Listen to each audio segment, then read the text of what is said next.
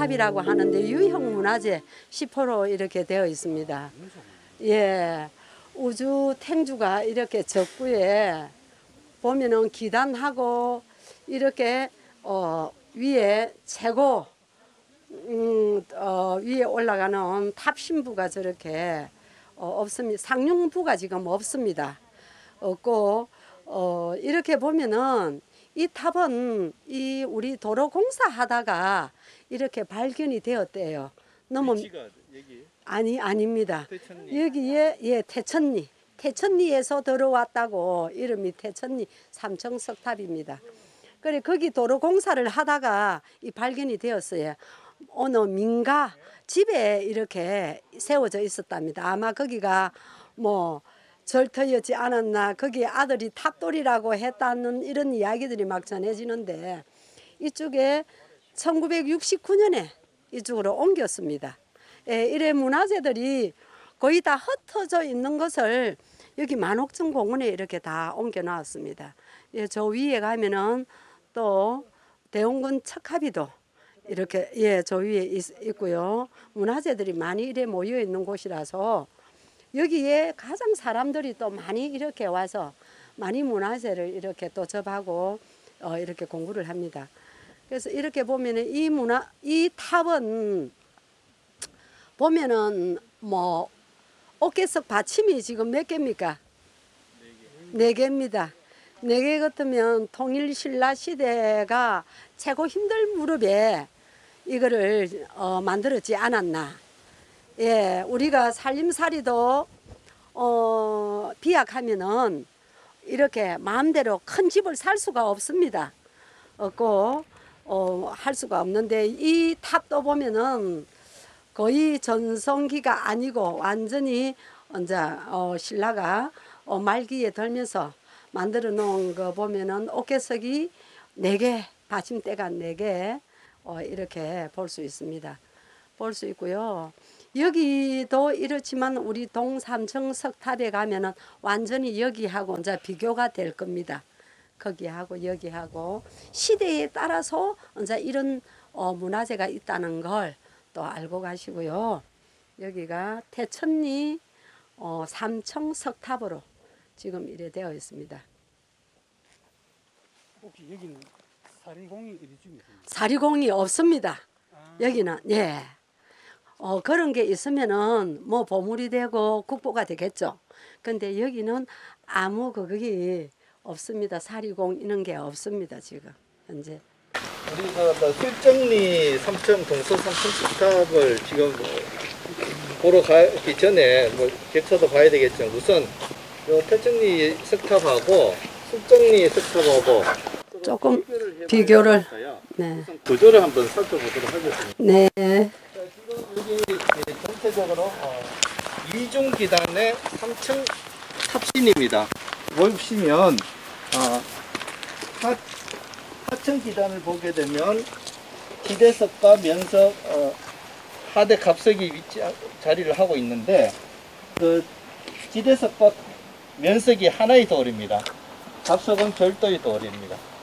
그리고 4개씩 형성이 되어 있고요. 그리고 하층 기단의 탱주는 2개고 그리고 상층 기단을 보면 탱주가 하나입니다. 그러면 구세기대라고 보시면 되고 9세기 후기에 오게 되면 네. 후반에 오게 되면 완전히 상층 기단에 하나, 하층 기단에 하나 요 형식이 나타납니다. 그보다는 앞식이라고 보시면 됩니다. 네.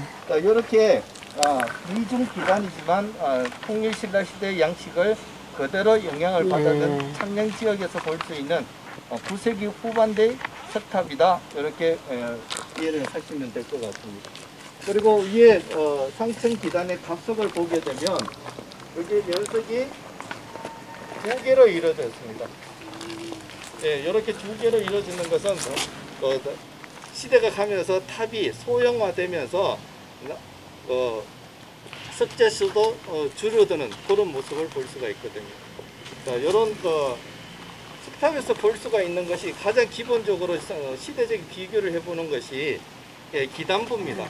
그래서 하층 기단과 상층 기단의 결구 구조, 그리고 탱주수, 석재수 이렇게 구분을 해서 시대적으로 보시면 되는데, 자, 여기서는 하층 기단, 상층 기단, 그리고 상층 기단에서는 면석에는 돌이 4개로 결구 구조로 되어 있는데 엇물린 식으로 형성이 되어 있는 모습을 볼 수가 있습니다.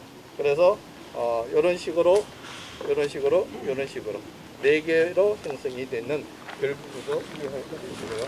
그리고 또 하나의 그 석탑을 보면서 이 상층 기단을 받쳐주는 받침입니다. 여기서 보면 호각으로 됐습니다. 호각이고, 그리고 상천 탑신 받침을 보게 되면 여기는 각형으로 되어 있는 모습도 볼 수가 있어요. 이런 그 호각 구조와 각각 구조는 우리 통일신라 시대의 가장 기본적인 받침 형태의 구조라고 보시면 돼요. 이런 그 구조들을 보면서 나중에 술정리 동 3층 석탑을 볼 때 서로 비교하면서 다시 한번 결구 구조 같은 거 확인 한번 해보도록 하겠습니다. 그리고 탑신부를 보게 되면 이제 탑신 받침이 가문사지 3층 석탑이 통일신라 시대 가장 초기에 나타나는 그 석탑이기 때문에 초기에는 5층 층급 받침이 나타납니다. 그 이후로 이제 9세기에 오게 되면 5층, 4층 같이 나타나고요.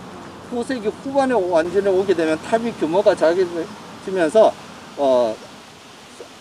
3개의 그 층급 받침도 나오는 경우도 있습니다. 그래서 이 층급 받침으로도 시대 순서의 흐름을 우리가 이해를 해볼 수가 있습니다.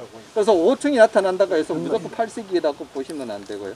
9세기에도 5층이 나타나지만 탑의 규모에 따라서 그리고 시기에 따라서 층급 받침이 작아진다, 수가 작아진다, 이렇게 또 이해하시면 석탑을 이해하는 데 좀 도움이 될 겁니다. 2층부터는 보이나? 몇 개 있으니까 원래는 풍탁 모서리에 풍탁 달았던 것인데 2층에는 풍탁 구멍이 지금 잘 남아 있습니다. 네, 1층, 2층은 지금 이렇게 저 3층까지도 이렇게 풍탑을 달았는데 저 올 처음 봤습니다. 그리고 저도 이거 지금 그 보고서 내용을 지금 보지를 못했는데 사리공은 분명히 있을 겁니다. 있으면 어디 있냐면 1층 탑신에 사리공이 있습니다. 요 1층 탑신은 그 고려시대 때 금당석이라고 합니다. 부처님이 계시는 집을 우리가 금당이라고 하잖아요. 그리고 고려의 기록에 보면 요 1층 탑신을 금당석이라고 한 것은 이 금당석이 바로 사리를 모시는 공간이다, 이렇게 이해를 하시면 되는데요. 우리가 목탑을 보게 되면 목탑은 그 지하에 그 사리를 모시는 경우가 많습니다. 우리 황룡사 구청 목탑 보면 심토석 아래에 있잖아요. 그래서 이 목탑이 나중에 석탑으로 바뀌게 되면 이 사리공이 이제 위층으로 올라가게 됩니다. 그래서 가문사지 3층 석탑에는 그 3층으로 올라갑니다. 사리공이. 그러다가 시대 이제 뒤로 넘어가면서 2층, 3층 이렇게 내려오는데 2층이 대표적으로 볼 수가 있는 곳이 어디냐면 불국사 3층 석탑에서 사리공이 2층에서 확인됩니다. 그때 아마 2층에 있었기 때문에 도굴이 안 당했다고 보시면 돼요. 도굴을 하다가 도망갔으니까. 만약에 3층에 있었으면 바로 도굴이 됐을 가능성도 높습니다.